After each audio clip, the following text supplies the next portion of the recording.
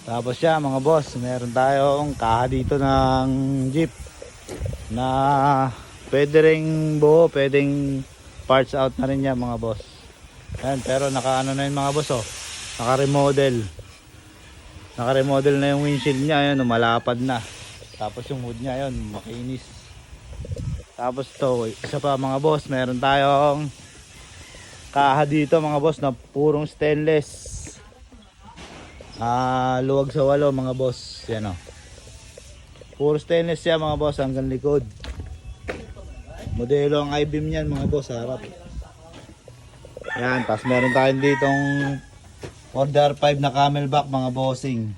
Yan, to running to. Pwede rin to sa ano mga boss, pambuo, sa mga pangkargahan, pangkalakal mga boss, pwede to. Tumatakbo to mga boss. Nakamags yan.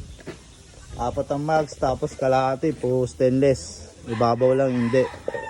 Mga bossing, yung mga available natin dito. Tapos ito nga pala yung I-beam niya mga boss, oh. Yan, modelong I-beam to. Itong waluan, maluwag sa walo na puro stainless.